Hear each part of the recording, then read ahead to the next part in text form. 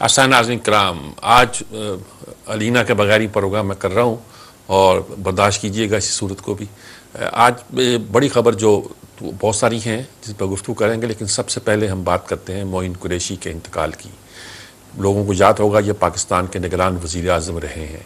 निगरान वज़ीर आज़म ये जब काकड़ फार्मूला अप्लाई किया गया और ये तय हुआ, अब्दुल वहीद काकड़ जो कि उस वक्त आर्मी चीफ थे, उन्होंने ये तय किया या उन्होंने इस तरह कंप्रोमाइज़ कराया, गुलाम मुस्तफ़ा खान जो सदर थे और नवाज़ शरीफ जो वज़ीर आज़म थे, दोनों में ठन गई थी और उन्होंने उसको बर्खास्त कर दिया था असेंबली को और नवाज़ शरीफ को बरतरफ कर दिया था वज़ीर आज़म को। वो कोर्ट में चले गए थे। कोर्ट ने उनके लगाए गए इल्ज़ामात को मुस्तरद करके उनको एक तरह से दोबारा रिवाइव कर दिया था, दोबारा प्राइम मिनिस्टर बन गए थे, बड़ा जश्न मनाया गया था, बड़ी तारीखी फतह गिनी गई थी। लेकिन जो एस्टेब्लिशमेंट काम करना चाहती है, तय कर चुकी होती है, वो करती है, अपना अंदाज दिखाती है। हुआ ये कि पंजाब में एक बगावत करा दी गई जहाँ बड़ी मेजॉरिटी थी पाकिस्तान मुस्लिम लीग की, और उस बगावत के नतीजे के तौर पर मंजूर भट्टू साहब जो थे, जो इनके साथ हुआ करते थे नवाज शरीफ साहब के साथ, वो वज़ीर आला बन गए। अच्छा, ये एक बड़ी दिलचस्प कहानी है। भट्टू साहब को आज पीपल्स पार्टी की सदारत से हटाया गया तो बहुत से लोग खुश हैं। उस खुशी में उनके उस इमेज का भी ताल्लुक है जो उस ज़माने में उनके साथ पैदा हुआ। वो अपने इलाके में, कॉन्स्टिट्यूंसी में, हल्के में अपनी एक हैसियत रखते हैं, मकाम रखते हैं और इलेक्ट होकर आ जाते हैं। चूँकि वो इलेक्ट होकर आते हैं, इलेक्टेबल में शमाल होते हैं, इसलिए अहम गिने जाते हैं। तो लेकिन इस तरह की सियासी बैकग्राउंड की वजह से कुछ लोग उनको पसंद भी नहीं करते और पीपल्स पार्टी की क़यादत से जब उनको हटाया गया है तो इस पर बहुत से लोग कहते थे कि उनकी जगह किसी को बुलाया जाता तो वो अच्छा था। फिर जाके कमर कारा को लाया गया, जिसके बारे में अभी तक हर जगह हर तरफ से पॉजिटिव रिमार्क्स आ रहे हैं। बल्कि आज हमारे एक कॉलम दोस्त ने यह लिखा है कि बेस्ट पॉसिबल इंतखाब जो हो सकता था वो हुआ है। एक तरफ ये पुरानी बात में जाते रहा, उस वक्त ये सूरत हाल पैदा हुई कि गुलाम मुस्तफ़ा खान और इन्होंने जब किया तो कहा कि कोई निगरान वज़ीर आला कौन होगा, वज़ीर आज़म कौन होगा। हमारे कानून में है, दस्तूर में है ना, ऐसी सूरत में निगरान वज़ीर आज़म मुंतखब किया जाता है। और उस ज़माने में असेंबली बर्खास्त करने का या वज़ीर आज़म को ख़त्म करने का, बर्खास्त करने का इख्तियार जो था सदर के पास था। 58(2) भी गिनी जाती थी एक तरमीम। तो फौरी तौर पर यह तय हुआ कि कोई मशवरे किए जाएँ और कहा जाता है मुस्लिम लीग नून भी एग्री कर गई थी मोइन कुरैशी पर। और उनको जब एग्री किया गया तो उसमें शायद सरताज अजीज़ साहब की राय शामिल थी कि उन्होंने किसी इंटरनेशनल वर्ल्ड बैंक में की जगह उनके साथ काम किया था। उन्होंने कहा कि अच्छे आदमी, उनको बुलाया गया। लेकिन जब आए तो और बहुत से लतीफ़े पहले शुरू हुए। मसलन एक लतीफ़ा ये हुआ कि उनके पास तो शनाख्ती कार्ड नहीं था पाकिस्तान का। एमरजेंसी बनाया गया, पासपोर्ट बनाया गया, शनाख्ती कार्ड उनको दिया गया कि आप पाकिस्तानी शहरी हैं। ये ना समझें कि आप कोई इंटरनेशनल शहरी हैं, किसी और मुल्क की शहरियत होगी, अमेरिका की शहरियत होगी उनके पास, वहाँ के शहरी हैं। दूसरा काम ये पैदा हो गया, यानी कि ये अनएक्सपेक्टेड था, किसी को नहीं अंदाजा था कि मोइन कुरैशी नाम का कोई शख्स है जो इस पाकिस्तान पर हुकूमत कर सकता है, हुकूमत करेगा। वो आ गए और आगे कह उन्हें तो सलवार का ज़ारबंद बांधना नहीं आता था, वो पहना था, पढ़ना। तो वो गेटस नहीं क्या होता है, वो जो पहनते हैं हमारे अजीज़ी पहनते हैं एक प्रोग्राम में, वो उन्होंने पहनना नीचे से पहनना शुरू कर दिया, सलवार को पकड़ने के लिए, थामने के, उसके घेरे को काबू रखने के लिए। तो इस तरह की बातें उनके बारे में कही जाती थी कि वो हमारे हालात से वाकिफ़ नहीं है, अमेरिका के कल्चर से आए हैं, उनके पास तो ये नेगेटिव बात थी। पॉजिटिव बात ये हुई कि उनका इमेज एकदम बहुत उम्दा और बहुत अच्छा हो गया। वो किस बात पर कि उन्होंने एक तरह का एहतसाब शुरू कर दिया कि जिनके नाम पर बैंकों के कर्जे हैं वो इलेक्शन नहीं लड़ सकते। और एक जनाब बैंकों से एहतसाब, उसका भी छानबीन, उसकी भी छानबीन। 2-3 एक तरह के मासूम से लोग जो थे, यानी ऐसे लोग जो शायद उस तरह लड़ नहीं सकते थे, डट नहीं सकते थे, उनको तो डिबार कर दिया गया। बाकी सारे लोगों ने इलेक्शन लड़े और उनकी जो एक था कि वो पाकिस्तान में करप्शन फ्री माशरा कायम करना चाहते हैं। हर कोई आता है ना जी, एहतसाब करना चाहता है, पाकिस्तान से करप्शन खत्म करना चाहता है, पाकिस्तान को एक आइडियल रियासत बनाना चाहता है और इसके कंधों पे बंदूक रख के वो एक सियासी फायर कर देता है। खैर इलेक्शन हो गए और जैसा कि तवक्को थी और जैसा कि एस्टेब्लिशमेंट की ख्वाहिश भी थी, नवाज शरीफ के बाद बेनज़ीर का इलेक्शन इंतखाब होना एक फितरी बात करार पाया और फिर प्रोपेगेंडे की एक नई कहानियाँ जारी हो गई। मुझे उनके उस दौर का थोड़ा सा अंदाज़ा है। उस ज़माने में मैं कोई सदर की, वज़ीर आज़म की, हेड ऑफ़ स्टेट की, हेड ऑफ़ गवर्नमेंट की 5-6-7 साल तक कोई तकरीरें भी मुझे से लिखवाई जाती रहीं, मैं लिखता भी रहा। और ये बात भी मैं मीडिया पे कहता हूँ कि मैं वाज़ेह तौर पर बग़ैर मिसली मुआवजे के, यानी कि ऑन रिकॉर्ड था कि I don't charge for critical writings. कोई अगर कहा जाता है मैं उससे एग्री करता हूँ, मैं लिख के देता हूँ। जनेजो के लिए भी, इनके लिए भी, नवाज शरीफ के लिए भी, शायद एक आध बेनज़ीर के लिए भी ऐसी तकरीरें जो कि मेरे पॉइंट ऑफ व्यू से ठीक थी, मुझे लिखने के लिए कहा गया और मैंने लिखी भी। اب یہ بھی زیادہ راز فاش نہیں کیے جاتے، لیکن اس لیے کبھی کرنے پڑتے ہیں کہ ہر آدمی جس نے کبھی کچھ طرح کا رول ادا کیا ہو وہ بڑے اپنے آپ کو بانس پہ چڑھاتا کرتا ہے کہ اس نے یہ کیا تھا وہ کیا تھا وغیرہ وغیرہ. تو معین قریشی کی یہ کہانی مجھے اب بھی یاد ہے. یہ بھی پاکستان کی سیاست میں ایک ٹرننگ پوائنٹ تھا. ایک باہر سے بندے کو لا کے وزیر اعظم بنایا گیا جس کے پاس پاکستان کا پاسپورٹ نہیں تھا، جس کے پاس پاکستان کی کوئی شناخت نہیں تھی، جس کو پاکستان کی کلچر کا نہیں پتہ تھا، جس کو پاکستان کا لباس پہننا نہیں آتا تھا، اور ہر چیز اس کے لیے مشکل تھی. لیکن ایک دم اس کا امیج اتنا شاندار ہو گیا کہ وہ احتساب کر رہا ہے. ہر احتساب کرنے والا پاکستان میں مقبول ہوتا ہے. کیوں ہوتا ہے؟ یہ بھی اس کا تجزیہ کرنا چاہیے. ٹھیک ہوتا ہے جو احتساب کی بات کرتا ہے، لیکن احتساب کے نام پر آپ کب تک اس قوم کی جذباتی بلیک میلنگ کرتے رہیں گے؟ یہ بھی تو سوچنا چاہیے نا جی، کب تک ہوتی رہے گی. بہرحال اس کے بعد خبروں کا دوسرا جو حصہ ہے وہ رحیل شریف صاحب کے گرد بھی گھومتا ہے. اس لحاظ سے دفاع کے گرد گھومتا ہے.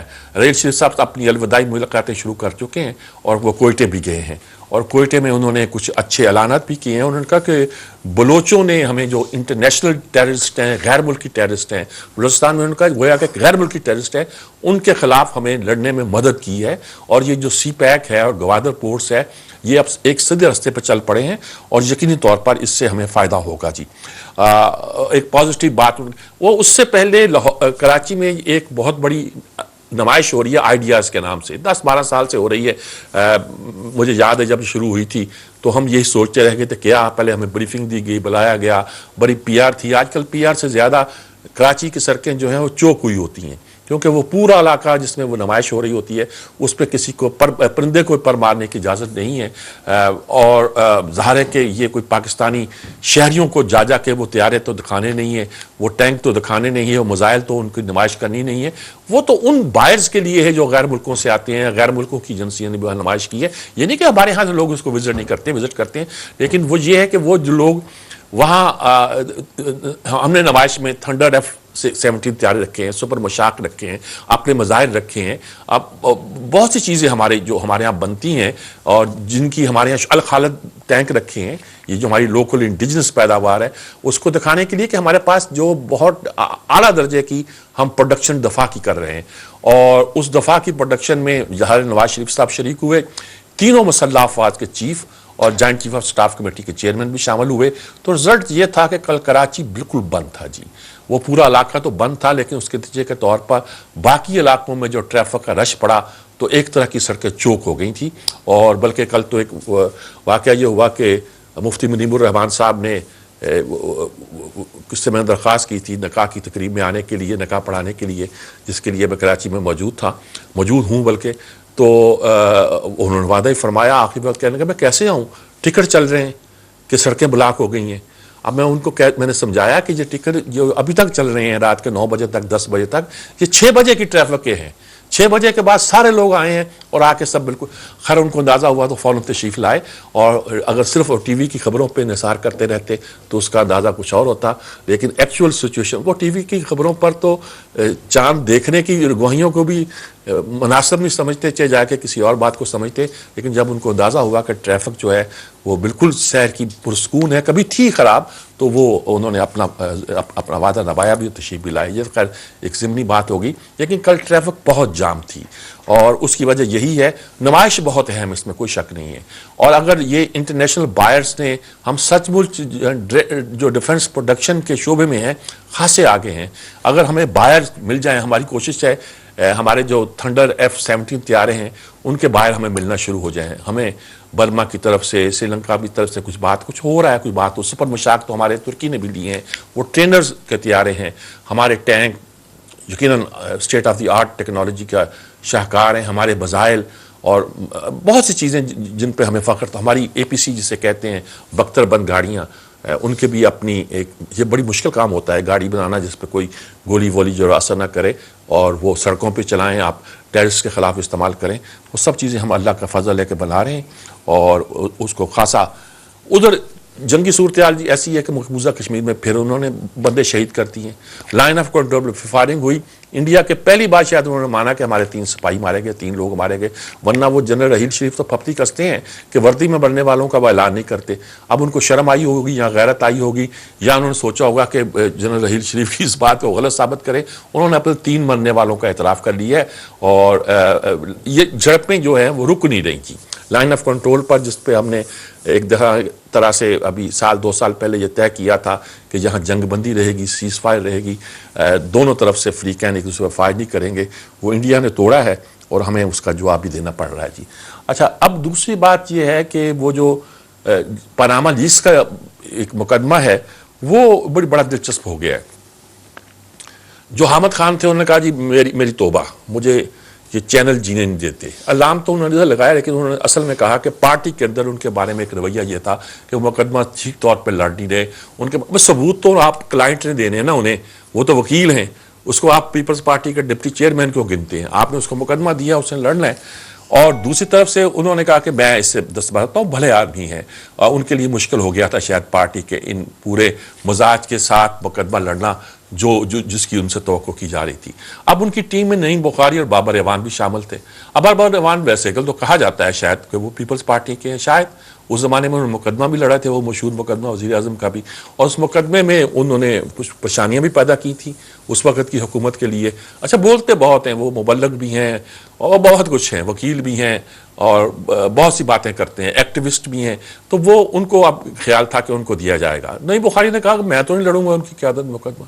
نعیم بخاری پہلے تحریک انصاف کا ہوں، میں حامد خان کے ساتھ مل کے کام کرتا رہا ہوں، تو اگر حامد خان لیڈر نہیں ہے تو بابر اعوان تو میرا لیڈر نہیں ہو سکتا. چنانچہ انہوں نے مقدمہ جو ہے وہ یہ طے ہوا ہے ملان نے آ کے کہ نعیم بخاری مقدمہ لڑیں گے، لیکن اس کے ساتھ یہ ہے کہ اس مقدمے کو اسسٹ کریں گے بابر. اب اسسٹ تو نہیں کہہ سکتا، وہ بھی ساتھ ہوں گے، گویا یہ کہا سکتا ہے مین کام. نعیم بخاری جو ہمارے بڑے چلبلے اینکر رہے ہیں اور اچھے اینکر تھے، چلبلے کا لفظ سمجھا جائے کہ نیگیٹو کہا ہے، بڑے شوق مزاج کے، بڑے انداز سے پنجابی کا لہجہ ٹھوک کے فکرہ مارنا، ایک لاہوری سٹائل، وہ ان کا ایک سٹائل تھا جو پاپولر بھی تھا. کراچی میں تو لوگ کہتے تھے جی پنجابی بہت مارتے ہیں، لیکن ہمیں تو اچھا لگتا تھا، ایک بڑا کیجول سٹائل جو ایک خاص طریقے سے سنجیدہ باتیں بھی کرتے تھے. اب دوبارہ آئے تھے اینکر سے، لیکن انہوں نے افتخار چودھری کے خلاف خط لکھا تھا، وہ جس خط کی بنیاد پر ان کے خلاف ریفرنس بھیجا گیا تھا کہ انہیں برطرف کیا جائے. اور اس ریفرنس کے خلاف جب تحریک چلی تھی پورے ملک میں تو نعیم بخاری بڑی نکو ہو کے رہ گئے تھے. سارے لوگوں کا خیال تھا کہ یہ دشمن کے ہاتھ میں کھیلے ہیں، یہ کوئی قابل اعتبار آدمی نہیں ہے. مظاہرے ان کا شاید کچھ پتھراؤ بھی، ٹماٹر واٹر مجھے نہیں پتا کہ یاد نہیں آ رہا، کچھ ہوا تھا واقعات ان کے ساتھ بھی. تو وہ اب دوبارہ آ گئے. ایس ایم ظفر صاحب کے چیمبر میں تربیت یافتہ ہیں اور ایس ایم ظفر صاحب کی صلاحیتوں سے کسی کو انکار نہیں کیا جا سکتا. اس چیمبر سے وہ بہت کچھ لے کر گئے تھے. اب دیکھیے اس مقدمے سے کیا لے کے نکلتے ہیں جی. یہ اس کیس کی کہانی ہے. عمران باہر گئے ہوئے تھے، انہوں نے کہا میں بیٹوں سے ملنے گیا تھا، یہاں آ گیا تھا جی وہ اکٹھا کرنے گئے ثبوت. میں ثبوت اکٹھا کرنے تو نہیں گیا تھا، لیکن یہ تاثر دیا جا رہا ہے اب دوبارہ 30 دنوں کے اندر جیسے جان پیدا کی جا رہی ہے، جیسے مقدمے میں جان ہے اور ابھی کوئی the party is not over, لڑائی ہوگی اور خوب ڈٹ کے ہوگی، خود جم کے ہوگی اور نتائج بھی اچھے کریں گے. چلیے دیکھتے ہیں کیا بنتا ہے کیا نہیں بنتا ہے. لیکن عمران خان ابھی تک اس موڈ میں یا اس میں ہیں. 30 تاریخ کو مقدمہ جو آئے گا، لہجہ ان کا وہ نہیں رہا. بہت سے لوگ سمجھتے ہیں کہ وہ انہوں نے اس طرح سی صورتحال میں ذرا. اب ساتھ یہ ہے کہ رحیل شریف جا رہے ہیں، نئے آرمی چیف کا اعلان نہیں ہوا. اچھا، ایک تو ہوتا تھا کہ نواز شریف کی ٹریڈیشن یہ رہی ہے کہ 2 مہینے پہلے اعلان کر دیا گویا. اسلم بیگ کے زمانے میں جب ان کی پالیسیوں سے اختلاف ہوا تو اعلان کر دیا آرمی چیف کا، جو نئے آنے والے تھے آصف نواز کا، اور وہ جا کے سنبھال دیا انہوں نے. چیف جنرل سٹاف تھے ہی، انہوں نے اپنا پہلا آرمی چیف اتنا ایکٹیو رہتا نہیں ہے. ایک بار دوبارہ انہوں نے تجربہ کیا کہ ہمارے ضیاء الدین صاحب کو، ضیاء الدین بٹ جو عام طور پہ کہا جاتا ہے جنہیں، ان کو بنایا گیا. تو انہوں نے ابھی چارجز سنبھالا تھا کہ پرویز مشرف نے کو کر دیا. اس بار وہ بہت محتاط ہیں، نام کا اعلان بھی نہیں کر رہے، آخری وقت تک اس سلسلے میں رکھا ہوا ہے.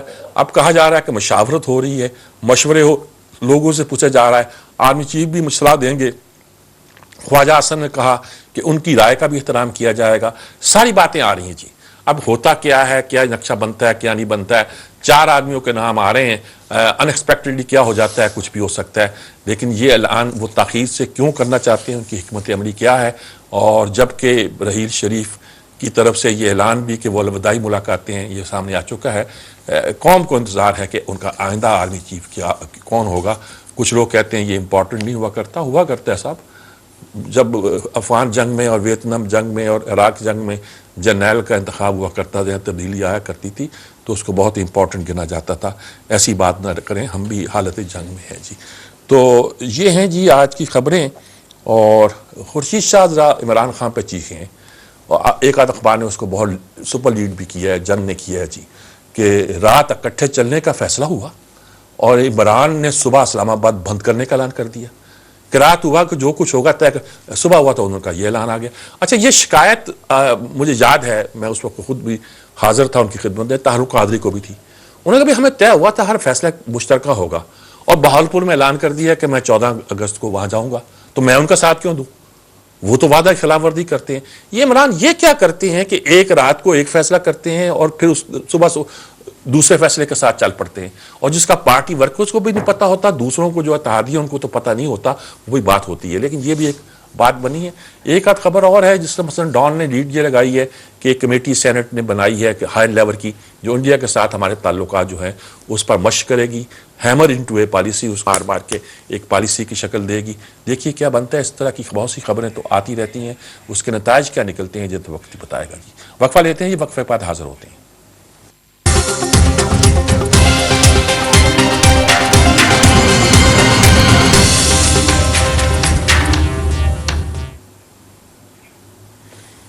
جی ناظرین کرام, بہت سارے آرٹیکل ہیں جن میں سے 2-4 خاص طور پہ ایسے ہیں جن کا تذکرہ ہونا چاہیے. پہلا آرٹیکل کہ ایجنگ آن فورٹریس امریکہ, ولیم کوہن کا ہے اور گیری ہارٹ کا ہے. گیری ہارٹ کی بہت اچھی کتاب 9/11 کے بعد آئی تھی, امریکہ کی ساری پلسٹک اپروچ کے بارے میں.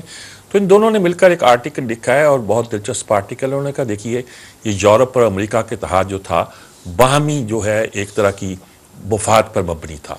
پہلے تو طے ہوا کہ نیٹو بنایا جائے جو خطرہ ہے, اور اس وقت رشین بلاک جو تھا نمایاں ہو گیا تھا, جنگ کے بعد دنیا 2 حصوں میں تقسیم ہو رہی تھی. نیٹو بنایا گیا اور نیٹو کے ذریعے سے ایک فورسز ایسی قائم کی گئیں جو کہ دفاع کرے کسی بھی ایگریشن کے خلاف, اور اس کی شکل کو دیکھیں. پھر بٹن ووڈ ہوا. بٹن ووڈ برطانیہ میں بیٹھ کے ایک معاہدہ, معاشی معاہدہ ہوا جس کے تحت آج تک ہم چلتے جا رہے ہیں. دنیا کا جتنا اقتصادی نظام ہے وہ بٹن ووڈ معاہدے کے تحت ہی ہوا تھا. یہ دنیا کی کرنسی, دنیا کا زر مبادلہ بدلنا, تکنا, تعلقات عالمی طاقتوں کے سب جو تھے, یہ معاشرہ جو زرعی معاشرہ ہے, یہ معاشرہ جو سرمایہ دارانہ معاشرہ ہے, زرعی معاشرہ کہتا ہوں, یہ جو زر سے میں نے استعمال کر دیا, یہ ہمارا جو کیپٹلسٹ معاشرہ ہے وہ سارے کا سارا اس بٹن ووڈ پر بیس کرتا ہے, جس پر بہت سے اعتراضات بھی کیے گئے. کینزین تھیوری کے تحت بنا. معیشت اول تھی لیکن سارا ایک پورا دنیا کا بندوبست کہ بھئی اب دنیا کو ملا کے چل رہا ہے. 2 جنگیں ہم دیکھ چکی ہیں, اس جنگ نے تو بہت تباہی مچائی, اب دنیا کو جنگوں سے بتانا ہے. تو وہ معاہدہ پایا. پھر مارشل پلان آیا. مارشل پلان کا مطلب تھا کہ یورپ کو پیسے دو, امریکہ نے یہ طے کیا, اور ان پیسوں کے نتیجے کے طور پر یورپ کو ری بلڈ کرو, کیونکہ یورپ کا ری بلڈ کرنا امریکہ کی معیشت کے لیے بھی فائدہ مند ہے, اور اس کو بہت سی چیزیں جو ہے نا وہ حاصل ہو سکتی ہیں. اور تیسری بات پھر وہ ٹرومن ڈاکٹرن آیا. مطلب یہ ہے کہ سارا ایک سمت اس طرف چل رہی تھی کہ امریکہ کے یورپ کے ساتھ تعلقات کو ایک بہتر طور پر استوار کیا جائے. سر جنگ شروع ہو گئی, اس میں اس پوری پالیسی نے بڑا فائدہ پہنچایا. نیٹو کے بعد پھر یورپی یونین بن گئی. اس کے بعد ایک تجارتی معاہدہ ہوا جس کو ختم کرنا چاہتا ہے ٹرمپ, اور اس کے نتیجے کے طور پر تجارت اس علاقے میں بڑھی بھی. جرمن, فرانس, سارے ملک جو تھے, برطانیہ, یہ ایک پورے نظام کے تحت ویسٹ یورپ جسے کہتے ہیں, جسے کل کیتھولک یورپ کہا ہے ہمارے اور یہ مقبول جان نے درست طور پر کہا ہے, یعنی جو پرانا یورپ تھا جس جہاں کیتھولزم تھی وہاں ظاہر ہے کہ وہ پروٹیسٹنٹ طاقت پکڑی تو وہ ایک نئی آواز, اس کو الگ آواز گنا جاتا ہے. وہ چھپاتے ہیں آج کل اپنے ان تقسیموں کو, لیکن نمایاں ہوتی رہتی ہیں. آرتھوڈاکس جو چرچ تھا اس کے ساتھ پورا اس یورپ آ گیا. تو یہ ساری جو کہانیاں تھیں انہوں نے کہا کہ یہ سب ٹوٹ جائے گا. یورپ نے ایک بڑے ہی پورا شوب دور کے بعد ایک سکون دیکھا تھا, وہ سکون کیا ختم ہو جائے گا, اور ساری آبادی میں جو ہے ایک نیا نقشہ پیدا ہو جائے گا. اس وقت تقسیم ہے کیا ہم اس پورے نظام کو, سسٹم کو بچا سکتے ہیں. پرابلم پیدا ہو رہے ہیں, جیسے وہ بھی آرٹیکل میں آتا ہے کہ سرمایہ دارانہ نظام میں کچھ تضادات ابھر رہے ہیں, لیکن اس نظام کو وہ کریکٹ کرتے ہیں اور ٹھیک چلانے کی کوشش کرتے ہیں. منظور اجاز نے بھی آج لکھا ہے اس بات پہ. کیا اب یہ ممکن ہوگا کہ ٹرمپ کے آنے کے بعد یہ جو امریکہ کا جو قلعہ ہے یہ مسمار کر دیا جائے یا اس پہ انحصار کیا جائے، اس پہ غور ہونے کی بات ہے، جس نے پورے یورپ کی سربراہی کی تھی، مغرب کی، جس کو مغرب کہتے تھے۔ فکر بازی یورپ پہ کرتے تھے کہ بوڑھا یورپ ہے، اور فکر بازی وہ کہتے تھے کہ یہ ویشی بچے ہیں یورپ کے تہذیب کے، یہ تو ہے ہی غلط لوگ امریکی جو ہے۔ اور فرائیڈ نے تو یہاں تک کہا کہ بھائی امریکہ اس کام کے لیے اچھا ہے، آپ جاؤ لیکچر دو، پیسے کماؤ اور آ جاؤ، اس سے زیادہ کسی کام کا نہیں۔ اگلی امریکن کا لفظ اس نے استعمال کیا تھا۔ تو یہ ایک کنٹرڈکشن، ایک تصادم رہا ہے امریکن کلچر کے درمیان اور یورپی کلچر کے درمیان، لیکن اوورآل انہوں نے ایک ایسی ہم آہنگی پیدا کی تھی کہ مغرب کا مطلب یہ تھا کہ یورپ اور امریکہ، اور اسی کو ہم مغرب کہا کرتے تھے۔ ویسے تو مغرب میں اب مشرق کے بھی ممالک بہت سے شامل ہو جاتے ہیں، ان کو بھی گلا کرتے ہیں، ان کا بھی حساب کیا کرتے ہیں۔ دوسرا آرٹیکل یہ ہے جی، میٹیز ایز ڈیفنس سیکرٹری، جو ٹرمپ اپنی ٹیم لا رہا ہے اس میں 3 تو جرنیلوں کے نام آ گئے ہیں، اور ایک میٹیز جنہوں نے عراق کی جنگ میں بہت وہ آئیڈیل جنرل ہے، ان کا وہ شاید وزیر دفاع بنا رہے ہیں، فلن ہے، پیٹرائس کو بنا رہے ہیں۔ انہوں نے کہا یہ جرنیل جب جو اوباما نے نکالے ہیں، جنہوں نے ڈسمس کیے ہیں، جن کو ہٹایا ہے، ان کو یہ آگے لا رہا ہے۔ میٹس کے بارے میں یہ کہا گیا کہ صاحب وہ ایسا جرنیل ہے کہ جو اگر آپ کے ساتھ، آپ کو شوٹ کرنے کی بجائے آپ کے ساتھ چائے پینا پسند کرے گا، لیکن اس دوران میں فیصلہ کرے گا کہ آپ سے مذاکرات کرنے ہیں یا آپ کو گولی مارنی ہے۔ اور اس نے اپنے عراق میں یہ میسیج دیا، کمال کا میسیج ہے کہ دیکھو بھائی تم لوگ جو ہو نا، یہ کرو کہ دوسرے بندے کو آپ بجائے اس کے کہ اس کو گفتگو میں الجھاؤ، لیکن یہ گفتگو کرو، اس کا نیگوشیٹ کرو، لیکن درمیان میں یہ پورا پلان بناؤ کہ اگر مجھے اسے قتل کرنا ہے تو قتل کر دوں گا میں، اور سب کو جن سے آپ مذاکرات کرتے ہیں ان کے لیے قتل کی پالیسیاں آپ طے کرو۔ اچھا، اس کا ٹرمپ کے ساتھ مطلب چائے پیو فکرہ بڑا مزہ ہے، be professional, be polite, but have a plan to call everybody you talk to, you meet, یعنی جن سے ملتے ہو، جن سے بات کرتے ہو، ان کو قتل کرنے کا بھی پلان بناؤ۔ یہ بڑا خطرناک ایک ایٹیٹیوڈ جو بنتا ہے، اوپر سے بڑا نرم، میٹھا میٹھا، چھری اندر سے رام رام والی، بغل میں چھری، وہ چکر، چہرے پہ بڑی تہذیب مہذب پر سجایا ہوا، بڑی نرمی، بڑی شائستگی لے کر آپ بیٹھے ہیں، لیکن ارادہ آپ کا یہ ہے کہ جتنے میرے ساتھ ہیں ان سب کو قتل کرنا ہے میں نے۔ تو انہوں نے کہا ٹرمپ کے ساتھ، انہوں نے کہا وائٹ ہاؤس کی آنکھوں میں آنکھیں ڈال کے دیکھنے والے جرنیل ہیں یہ، اس کا کیا، ایک تو انہوں نے کہا ریٹائرڈ جرنیل کو ڈیفنس سیکرٹری نہیں ہونا چاہیے۔ ہمارے یہاں الٹا سوچ ہے نا جی کہ ڈیفنس سیکرٹری بنانا ہے تو ایک ریٹائرڈ جرنیل کو بنا دو، تو اس سے اچھی بات کیا ہے؟ وہ کہتے ہیں یہ نہیں ہونا چاہیے، لیکن ہونا پڑے گا۔ تو یہ اس کا وائٹ ہاؤس کے ساتھ کیا اپروچ ہوگی، کیسے ہوگی، اور یہ 3-4 لوگوں کے جو نام آ رہے ہیں وہ کیا کریں گے جی۔ ماضی میں بھی بہت سے لوگ اس طرح، روزویلٹ کے زمانے میں مارشل ایسا ایک جرنیل تھا جو آنکھوں میں آنکھیں ڈال کے روزویلٹ جیسے آرمی کو دیکھتا تھا، لیکن یہ ہے کہ اب اس پوری صورتحال میں جو ٹرمپ ٹیم لا رہا ہے اس کا تجزیہ ہوتا جا رہا ہے ساتھ، ٹیم کیسی ہوگی، کیا بیہیو کرے گی، کیسے کرے گی، کئی نام آتے ہیں، کئی ناموں پہ ڈسکس ہوتا ہے، دیکھتے ہیں ٹیم کیسے بنتی ہے تو اس کے نتائج کیا نکلتے ہیں جی۔ منظور اعجاز کا جس سے میں نے ذکر کیا کہ امریکہ میں سرمایہ دارانہ نظام کے دوراہے پر ہے، یہ جیسے کہ میں نے ابھی کہا کہ ان کی رائے اس بارے میں کیا بنتی ہے، وہ کہتے ہیں کہ جو سرمایہ داری نظام ہے وہ بڑی مشکل میں پیدا ہو گئی امریکہ میں، اس کو وہ اس طرح کہ یہ ٹرمپ کی فتح بڑی حیران کن ہے۔ یہ منظور اعجاز فلسفے میں MA کیا ہے، اکانومسٹ ہیں، اب اکانومی میں اکنامکس میں انہوں نے شاید PhD کی، پھر اس کے بعد بڑے اہم عہدوں پہ بھی رہے۔ تو انہوں نے کہنا کہ اس جو اب 2 ہی راستے ہیں امریکہ کے لیے کہ وہ جو ماضی کی روایتی قدامت پرستی ہے اس کی طرف لوٹ جائے یا ایک فلاحی ریاست بن جائے، یعنی کہ دو ہی راستے رہتے ہیں۔ انہوں نے کہا کہ اب ان کا نعرہ یہ ہے کہ امریکہ کو عظیم بنائیں گے، یعنی عظیم تھا اس اوباما نے، اس یہ جو ہلیری نے اور یہ ڈیموکریٹ پارٹی نے اس کی عظمت کو تہس نہس کر دیا، مسمار کر دیا، ختم کر دیا ہے، ملیہ میٹ کر دیا ہے، ہم اس کو دوبارہ عظیم بنائیں گے۔ یہ عظیم بننے کے خواب ہم بھی دیکھتا کرتے ہیں کبھی کبھی، اور اس پہ ہمیں تانے ملا کرتے ہیں کہ ہم ماضی میں کھو جاتے ہیں۔ ماضی میں کھونا بھی ایسا برا نہیں ہوتا، لیکن اس کو مستقبل کی طاقت بنانا اصل چیز ہوتا ہے۔ حال میں کھڑے رہنا اور حال مست ہو جانا یہ بھی کوئی بڑی بات نہیں ہوا کرتا۔ لیکن وہاں ایک صورتحال جو امریکہ میں ہے، اب مثلا یہ ہے کہ یہ جو کالوں کے حقوق تھے اور ساری یہ مسئلہ تھا، یہ برسوں تک آپ اس پہ لڑتے رہے، 40-35 سال 30 سال تک، اور حقوق حاصل کیے کہ یہ سارے ریورس کر دیں گے۔ ویسے تو ان میں عورتوں کے حقوق بھی ہیں، عورتوں کو ووٹ کے حق کی بات بھی جو ہے، اس کے بعد ان کے حقوق کی بات بھی ہے، یہ شخص اس کے بھی خلاف ہے۔ تو اور اس کے باوجود عورتوں نے اس کو ووٹ دیے ہیں. تو کیا یہ ہم سب خراب کر رہے ہیں؟ کہ ٹھیک ہے یورپ کے وہ جس کو رسٹ اسٹیٹس کہتے ہیں انہوں نے ووٹ دیے ٹرمپ کو. رسٹ اسٹیٹس زنگ آلود ریاستیں کیوں کہتے ہیں؟ یہاں صنعتیں تھیں پینسلوینیا وغیرہ سارے علاقوں میں فلوریڈا, تو صنعتیں تھیں تو آپ نے صنعتیں ساری آؤٹ سورس کر دی. اب کپڑے کے کارخانے لگانے مہنگے پڑتے ہیں امریکہ کو, کیونکہ مزدور جو تنخواہ لیتا ہے اس کے ذریعے سے جو کپڑا بڑھے گا وہ مہنگا ہوگا. تو انہوں نے کہا بھائی چین سے لے لو کپڑا, چین بنا لے گا. اب پاکستان سے دوسری تعلق اچھے نہیں, ورنہ پاکستان میں بڑا جو پوٹینشیل تھا. بنگلہ دیش میں کچھ انہوں نے کچھ اور طرح گارمنٹس وغیرہ, تو یہ آؤٹ سورس کیے تو کارخانے جو تھے وہ بس پڑے پڑے زنگ آلود ہو گئے مشینریاں. یہ کیپٹلسٹ سسٹم کی یہ بھی خراب. یہ نہیں سوچا کہ اس کو کسی اور کام کے لیے استعمال کریں, اس میں کچھ ویلیو ایڈ کر کے یہاں کے لوگوں کے لیے فراہم کریں روزگار. سبسٹیٹیوٹ کیا ہوگا؟ یہ آباد شہر بنے بنائے شہر اگر کھنڈرات میں تبدیل ہو جائیں گے, زنگ آلود ہو جائے گی آپ کی مشینری, تو کیا بنے گا؟ آپ نے سبسٹیٹیوٹ آمدنی تو لے لی, پیسہ تو لے لیا, انویسٹمنٹ اپنی ادھر لے گئے, کارخانے وہاں قائم کر دیے, عام آدمی کو فائدہ ہی پہنچا دیا, لیکن پورا خطہ. تو یہ امیر غریب کا جو فرق بھی بڑا ہے نا, اس نے بڑا پریشان کن پیدا کر دی.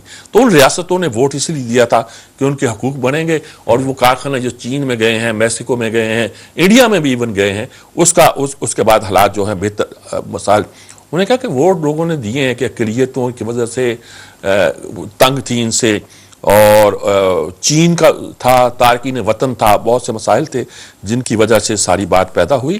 اور اب وہ ماضی کی اس وقت لوگوں کو یاد آتا ہے وہ شخص جو سینڈرز تھا نا, ہیلری کلنٹن کے مقابلے میں وہ لیفٹ کی نمائندگی کرتا تھا. انہوں نے کہا اگر وہ ہوتا تو اس کا نعرہ ڈیفرنٹ ہوتا. اب دنوں میں وہ لیفٹ کا تھا, یہ ایکسٹریم رائٹ تھا. وہ ڈیموکریٹ نے کہا کہ یار مشہور ہو جائے گا, ہم بالکل لیفٹ کی پارٹی ہیں. انہوں نے ہلیری کو ایک اس کا چارم تھا ایسا, اس کو انتخاب کھڑا کر دیا. حفیظ اللہ نیازی صاحب کو آج کل موقع ملا ہے کہ جس مال کی تاجر تھے وہ مال ندارت. عمران خان جو چیز بیچنا چاہتے تھے وہ مال ملتا نہیں ہے, اور پوری ان کی ساری صورتحال پہ فکرے اچھے چست کرتے ہیں. انہوں نے پوری بات کی ہے کہ انہوں نے کیا کیا غلطیاں کی ہیں, کیسی غلطی کی ہیں. اب مقدمے کے حوالے سے وہ کہاں کھڑے ہیں. فیس سیونگ ان کو دی جاتی ہے تو فیس سیونگ کی بجائے وہ پورے پاکستان کو اپنے گھر بلا لیتے ہیں. عدالت نے مقدمے کی ایک دن پہلے تاریخ دے دی تھی, آپ جو لوگ عدالت میں چلے جاتے ہیں. اب جانے بھی نے کہا پورا آ جائیں, بنی گالا آ جائیں, یہاں سے چلیں گے. انہوں نے پورے پاکستان کو بجا دیا, کناتے بھی لگ گئی ہیں, کھانے کا انتظام ہے وغیرہ وغیرہ, مذاق بھی کرتے ہیں اپنے انداز میں. اور انہوں نے کہا کہ پھر چہرے لٹکے ہوئے دیکھیں اپنے عمران کے بھی اور شیخ رشید کے بھی. حالات اگر اس طرح ہو تو پھر یہی صورتحال پیدا ہوتی ہے. اور فلیٹس کی خریداری کے حوالے سے انہوں نے ایک تھوڑا سا ایک بہت ہی اہم آرٹیکل ہے, یہ خورشید ندیم کا ہے, پیپلز پارٹی کا احیا. انہوں نے کہا قمر زمان قاہرہ کو مقرر کیا the best choice possible choice ہے, لیکن کیا پارٹی کو زندہ کر سکتا؟ نظریاتی آدمی. انہوں نے کہا پارٹی کے دو طرح کے لوگ ان سے الگ ہوئے تھے. ایک تو وہ جو نظریاتی تھے, انہوں نے کہا کہ بھئی یہ کیا, یار ہم تو نظریاتی سیاست کر رہے ہیں, یہ کیا ہو, اور سیاست سے کنارہ کش ہو گئے. دوسرے جو دھڑے بندے کے لوگ تھے, انہوں نے کہا یار پیپلز پارٹی کے جتنے کا کوئی امکان نہیں, چلو تحریک انصاف آج کل رواج چلن چل پڑا, اس پہ چلتے ہیں. اب کیا وہ لوگوں کو, دونوں طرح کے لوگوں کو واپس لا سکتا ہے؟ بلاول جو ہے اس کا نیا پن اس کی طاقت تھا, اور وہ نیا پن استعمال کرنے کے بجائے اگر اس کے جو ان کے خیال میں ان کے جو اتالیق ہیں, وہ اتالیقوں کا آج کل انہوں نے کہا کہ وہ ٹھیک سبق نہیں پڑھا رہے. اتالیقوں کا بڑا تذکرہ ہے, مریم نواز کا ذکر آتا ہے تو چار اتالیق کا ذکر آ جاتا ہے, اور پھر جن سے بات چیت کی جاتی ہے, مشورہ کیا جاتا ہے, وہ اپنے آپ کو شو کرتے ہیں کہ گویا اس بچی کو ہم ٹرینڈ کر رہے ہیں. اس طرح بلاول کو تو باقاعدہ دھارے لکھ کے دیا جاتا ہے, سمجھایا جاتا ہے. وہ سیاست میں داخل اب ہو رہے ہیں, یہ نہیں کہ برسوں میں سیاست میں تھے, وہ ملک سے باہر تھے اور انٹرسٹڈ بھی نہیں تھے. اب لایا جا رہا ہے تو بہت سی باتیں ان کو سکھائی جا رہی ہیں, تو ان کا خیال ہے. اور لیکن مسئلہ یہ پیدا ہو گیا کہ جو خلا رہتا نہیں ہے, جو پیپلز پارٹی کا اثاثہ تھا وہ پیپلز پارٹی سے چلا گیا ہے, وہ خالی ہو گیا ہے. اب وہ واپس کیسے آئے گا؟ کیا یہ نیچرل پروسیس ہوگا کہ نہیں ہوگا؟ یہ باتیں ظاہر ہے کہ سوچنے کی ہے. اور انہوں نے کہا کہ اگرچہ میں اس کا قائل نہیں ہوں پیپلز پارٹی کا, کچھ لوگ کہتے ہیں کہ اس اثاثے کو, جس کو آپ اثاثہ کہہ رہے ہیں, اس سیاست کو دفن ہو جانا چاہیے. لیکن میں سمجھتا ہوں کہ پیپلز پارٹی کی مضبوطی جو ہے, اگر وہ پنجاب میں ہوتی ہے تو یہ وفاق کی مضبوطی ہوگی, اور ہمیں وفاق کی مضبوطی کا بھی خیال رکھنا چاہیے اور اس پہ بھی نظر رکھنی چاہیے. بہرحال جی, یہ ہیں آج کے آرٹیکل جن کا میں تذکرہ کرنا چاہتا تھا. روف کلاسا صاحب کے بھی آرٹیکل ہے, لیکن وہ آرٹیکل آپ غالب کے خطوط اگر آپ نے پڑھ لیے تو مطلب یہ تھوڑا ہے کہ آپ قطری شہزادوں یا اس پہ جھڑتا ہی نہیں. یار میں کیا موضوع کو پڑھوں گا, ایسے میرا وقت ضائع ہوا. اجازت چاہتا ہوں, اللہ حافظ.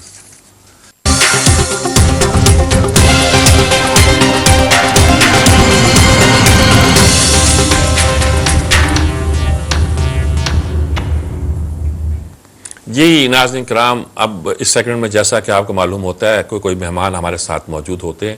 آج ارشاد احمد عارف صاحب لاہور سے ہمارے ساتھ موجود ہیں. بہت ہمارے سینئر اخبار نویس، تجزیہ نگار، دانشور ہیں اور اپنی ایک الگ سوچ، منفرد سوچ رکھتے ہیں اور اس پر ڈٹ کر بات کرنے کا ملکہ بھی رکھتے ہیں. جی ان سے بات کرتے ہیں. السلام علیکم شاہ صاحب، کیسے ہیں آپ؟ جی وعلیکم السلام ورحمۃ اللہ. جناب میرے صاحب خیریت؟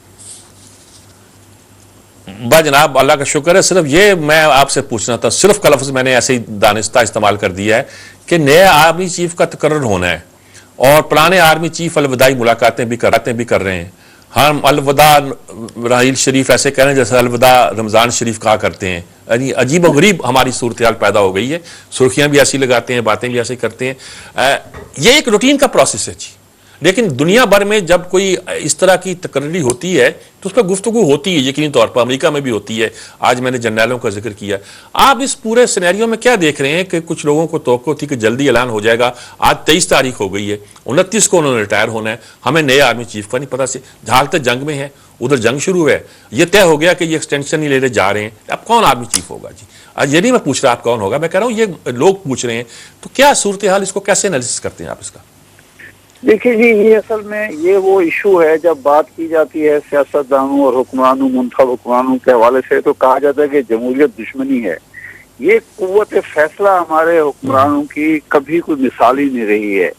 ایک تو یہ ہے کہ ان کا پروسیس جو ہے، ڈیسیژن میکنگ کا پروسیس جو ہے، وہ انتہائی ناقص بھی ہے، سلو بھی ہے، اور ومز پر یہ زیادہ فیصلے کرتے ہیں بجائے مشاورت کے اور دانائی اور دانشمندی کے ساتھ کرنے کے. ذاتی مفاد کو، ذاتی وفاداری کو، ذاتی تعلقات کو زیادہ اہمیت دی جاتی ہے اور اس کا ہمیشہ نقصان بھی ہوئے. خواہ وہ بھٹو صاحب ہوں، خواہ وہ نواز شریف صاحب ہوں، ان کو کبھی فائدہ نہیں پہنچا اس طرح کے فیصلوں کا، لیکن پھر بھی وہ اسی طرح ہی کرتے ہیں. اس دفعہ میاں نواز شریف صاحب نے بہرحال عقل مندی کا مظاہرہ کیا، کوئی جلد بازی نہیں کی. ایک ایسے آرمی چیف کو جو ان سے تعاون بھی کر رہا تھا، جو ملک کی خدمت بھی کر رہا تھا، مقبول بھی تھا، اس سے خواہ چھیڑ چھاڑ نہیں کی. یہ بہرحال تعریف کرنی چاہیے میاں صاحب کی. اور نئے آرمی چیف کا انتخاب تو غالباً میرے خیال ہے فیصلہ تو ہو چکا ہے اور فوج کی مشاورت سے کسی نہ کسی نام پر اتفاق تو ہو چکا ہے، لیکن اس میں دو کباتیں تھیں جلدی اعلان کرنے میں. نمبر 1 تو یہ ہے کہ پارلیمنٹ، آپ کو معلوم ہے کہ سپریم کورٹ نے وزیر اعظم کو پابند کیا ہے کہ اب وہ کوئی فیصلہ از خود، کوئی تقرر تنزل از خود نہیں کر سکتے. یہ اختیار جو ہے کابینہ کا ہے. وزیر اعظم جو ہے کابینہ کا ایک حصہ ہے. تو اسی نقطہ نظر سے ایک فارمیلٹی کے طور پر آج کابینہ کا اجلاس ہو رہا ہے اور اس میں غالباً چند نام زیر بحث آئیں گے. یہ تو نہیں ہے کہ میاں صاحب کی اسی مشاورت کے نتیجے میں فیصلہ کریں گے، فیصلہ وہ لازمی کر چکے ہوں گے لیکن فارمیلٹی پوری کریں گے. دوسری یہ ہے کہ جو ماضی میں ہوا کہ بہت عرصہ پہلے اعلان کیا گیا اور جو موجودہ حاضر سروس آرمی چیف تھا وہ غیر مؤثر ہو گیا. میرے خیال ہے وہ ایسا نہیں کرنا چاہتے تھے، میاں صاحب بھی نہیں چاہتے تھے، فوج بھی نہیں چاہتی تھی، تاکہ ایک ایسا آرمی چیف جس نے بہتر کارکردگی سے اپنا نقش مایا ہے، وہ قبل از وقت وہ جو ہے لیم ڈیتھ نہ بن سکے اور وہ آخری دن تک اپنے فرائض انجام دیتا رہے فرض شناسی کے ساتھ اور پوری قوت کے ساتھ. میرے خیال یہ دو مصلحتیں تھیں جس کی وجہ سے ابھی تک اعلان نہیں ہوا. اور یہ جو سرپرائز ایلیمنٹ تھا وہ بھی آرمی چیف نے اپنے پاس رکھا، بجائے اس کے کہ اعلان ہوتا اور وہ وزٹ شروع کرتے. انہوں نے وزٹ کے دوران ہی جو الوداعی دورے ہوتے ہیں خود ہی اعلان کیا کہ جی میں الوداعی دورے شروع کر رہا ہوں. تو سرپرائز ایلیمنٹ بھی انہوں نے اپنے پاس رکھا اور حکومت نے مناسب نہیں سمجھا یا حکومت کو موقع نہیں ملا کہ وہ پہلے اعلان کر سکے. تو میرے خیال ہے ہر لحاظ سے یہ ایک بہتر بات ہے. اور راحیل شریف کی جو 3 سالہ دور ہے وہ یادگار تو خیر رہے گا کہ انہوں نے یہ ضرب عضب کے ذریعے دہشت گردی کو کنٹرول کیا. ختم تو نہیں ہوا، ہم یہ نہیں کہہ سکتے کہ یہ آپریشن مکمل طور پر کامیاب ہو چکا ہے یا کامیابی کا اعلان ہو چکا ہے، لیکن انہوں نے کنٹرول کیا. تو اس سے ثابت یہ ہوا کہ کوئی بھی شخص، خواہ وہ آرمی چیف ہو، خواہ وہ وزیر اعظم ہو، خواہ وہ کوئی اور کسی محکمے کا سربراہ ہو، اگر عزم کے ساتھ، تیقن کے ساتھ، نیک نیتی کے ساتھ کوئی کام کرے اور اس کو پائے تکمیل تک پہنچانے کی کوشش کرے، اس کے نتائج سامنے آئے، تو قوم اپریشیٹ کرنے میں کسی بخل سے کام نہیں لیتی. قوم کھل کر ساتھ بھی دیتی ہے، کھل کر تعریف بھی کرتی ہے.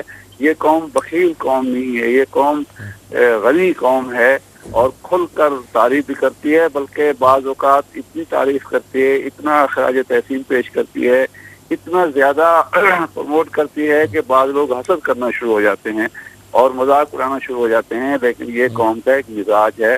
راحیل شریف کی جو تعریف ہوتی رہی ہے اور آج الوداع راحیل شریف کہا جا رہا ہے، وہ بلا وجہ نہیں ہے، کسی پروپیگنڈے کا نتیجہ نہیں ہے، کسی پی آر کا نتیجہ نہیں ہے.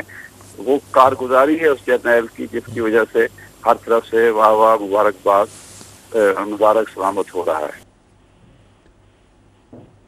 اچھا، ایک تو یہ ہمارے لیے امپورٹنٹ خبر تھی اور اس میں آئیڈیاز بھی جو نمائش ہے وہ بھی ہو رہی ہے، لائن آف کنٹرول پہ بھی حالات ایسے ہیں.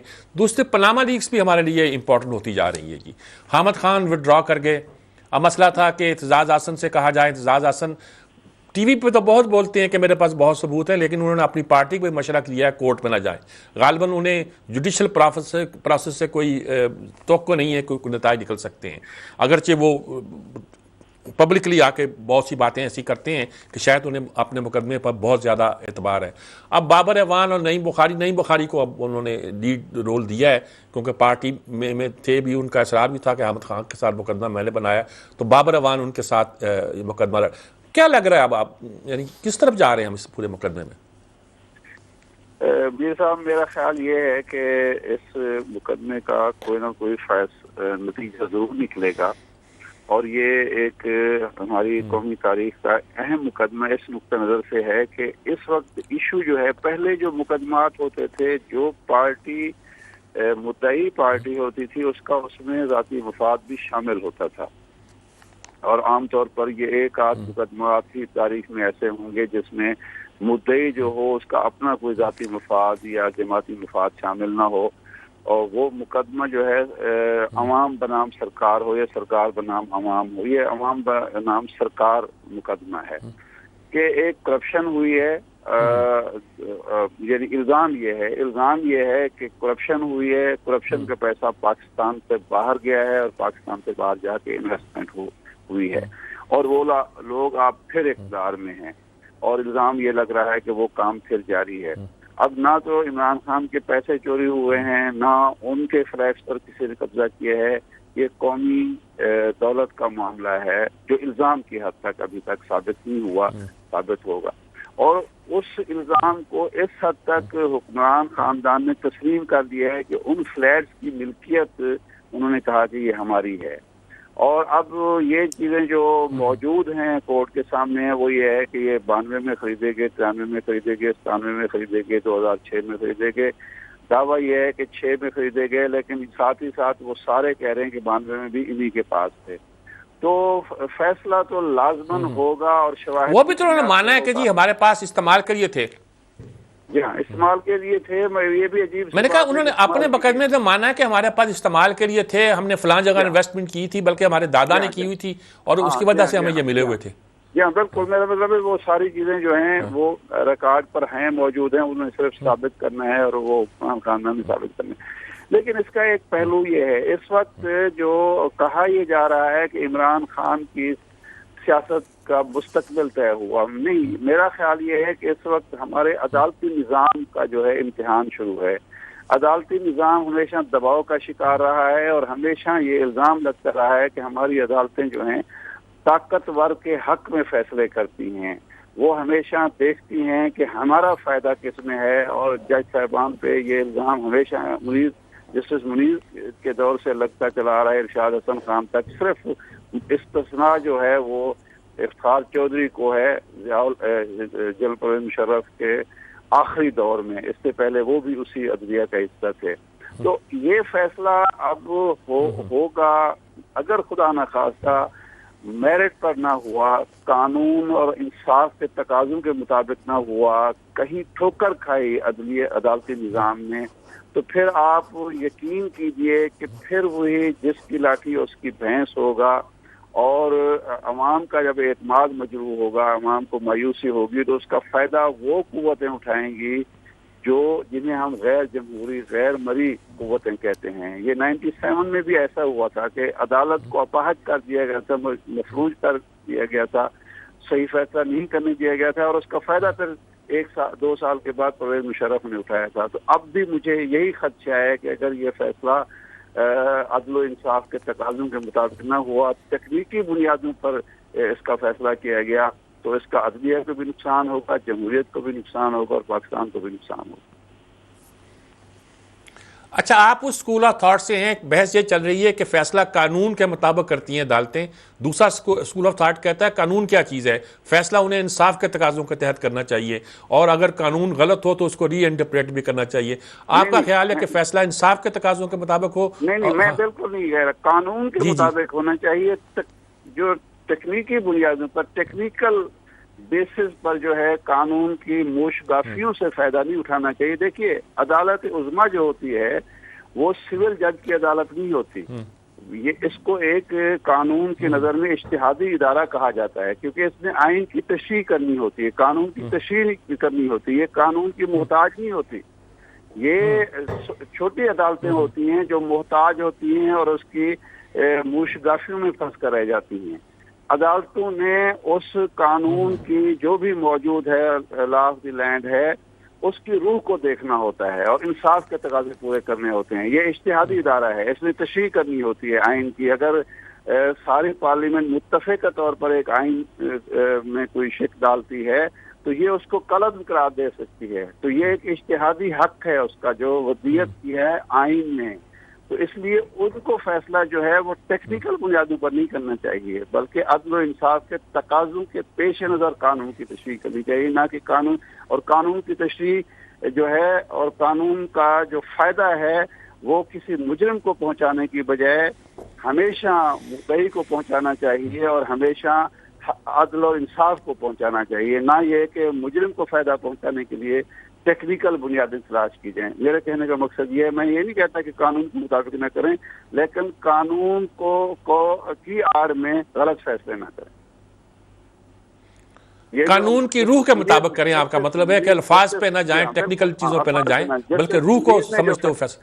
جسٹس منیر نے جو فیصلہ کیا ہے، ارشاد احسن خان نے جو فیصلہ کیا، انہوں نے بھی دلائل یہی دیے کہ یہ قانون یہ کہتا ہے، ہم یہ پابند ہیں۔ کئی غلط فیصلے جو عدالتوں میں ہوئے ہیں وہ قانون کے نقطہ نظر سے کیے گئے، لیکن فیصلے وہ غلط تھے، غلط فیصلے کیے گئے جو عدالت عظمیٰ کو نہیں کرنی چاہیے۔ یعنی قانون کی آڑ میں آپ لا قانونیت کو رائج نہیں کر سکتے؟ رائج نہیں کرنا چاہیے، بالکل نہیں کرنا چاہیے، یہ عوام کی آخری امید اچھا، بالکل ٹھیک بات آپ نے۔ جی جی، آج خورشید صاحب نے یہ کہا جی کہ عمران رات کو کچھ ہمیں طے کر کے گئے تھے کہ فیصلے اکٹھے ہوں گے، اور صبح جا کے انہوں نے شہر بند کرنے کے فیصلے کر دیے۔ عمران بہت زیر بحث آ رہے ہیں، پیپلز پارٹی یا کر رہی ہے قمر الزمان قاہرہ کو صدر بنایا، کچھ پازیٹیو اثرات ہوں گے یا نہیں ہوں گے؟ پیپلز پارٹی اور تحریک انصاف کے درمیان بھی ایک تصادم کی فضا پنجاب میں لگتی ہے۔ پیپلز پارٹی جو ہے وہ چاہ یہ رہی ہے کہ شکار عمران کرے اور اس کو کھائیں ہم۔ یہ 8 مہینے اس پاناما لیکس کو ہو گئے ہیں، انہوں نے خود کیا فیصلہ کیا ہے؟ ابھی تک ان کا کوئی فیصلہ سامنے آیا ہے؟ سیدھی بات ہے کہ زرداری صاحب جو ہیں وہ نواز شریف کو اس وقت تک فائدہ پہنچانا چاہتے ہیں جب ان کے جانے کا کسی اور کو فائدہ پہنچ سکتا ہے، لیکن اگر نواز شریف کے جانے کا انہیں خود کو فائدہ پہنچے، پیپلز پارٹی کو فائدہ پہنچے، تو پھر وہ اس کے لیے تیار ہیں۔ وہ ہرگز یہ نہیں چاہتے کہ نواز شریف کے مقابلے میں یا اس مقدمے میں بھی فائدہ عمران خان کو پہنچے۔ وہ کہتے ہیں اگر ہمیں فائدہ پہنچتا ہے تو ٹھیک ہے، ورنہ پھر نواز شریف کو ہی فائدہ پہنچنا چاہیے، جو موجودہ سیٹ اپ ہے وہ چلنا چاہیے، کیونکہ لوٹ مار کا یہ نظام جو ہے نواز شریف سے زیادہ زرداری کے حق میں، سب سے زیادہ نواز شریف سے زیادہ لوٹ مار جو ہے زرداری گروپ نے کی ہے، پیپلز پارٹی نے کی ہے۔ ان کی پارٹی کی اب بنیاد ہی کرپشن پر ہے، چھوٹے سے چھوٹا اور بڑے سے بڑا جو پارٹی لیڈر ہے وہ کرپشن کے دلدل میں پھنسا ہوا ہے۔ تو وہ کیوں چاہیں گے کہ سسٹم کو چھیڑیں اور چھیڑنے کے نتیجے میں انہیں کوئی فائدہ بھی نہ پہنچے؟ تو یہ ایسی باتیں ہیں، خوب بدرہ بہانہ بسیار۔ مسئلہ یہ ہے کہ 3-4 مہینے تک عمران خان ان کے ساتھ انگیج رہا، یہ ٹی آر او کھیلتے رہے، تو اس کا کیا نتیجہ نکلا ہے؟ نتیجہ تو یہی نکلا کہ آج یہ بھی یہی کہہ رہے ہیں کہ ہم بھی سڑکوں پر رہیں گے. اگر یہی کام 27 دسمبر کے بعد جائز ہے تو یہ ستمبر میں کیوں ناجائز ہو گیا؟ یہ عجیب بات ہے کہ ان کے عمران خان یا تحریک انصاف ٹھیک بات ہے جی آپ کی، بالکل درست ہے جی. درست بات جی. شاہ صاحب بہت شکریہ آپ کا، آپ ہمارے ساتھ رہے، آپ نے ہماری رہنمائی کی، اہم ایشوز پر ایک راہ دکھائی. بہت شکریہ. ناظرین اسی کے کلام ہم آج کا پروگرام ختم کرتے ہیں. انشاءاللہ کل پھر حاضر ہوں گے اور اس کچھ عمومی مسائل پر، ان خبروں پر جو کل تجزیے کے لائق ہوں گی گفتگو کریں گے. جی اجازت چاہتا ہوں. اللہ حافظ.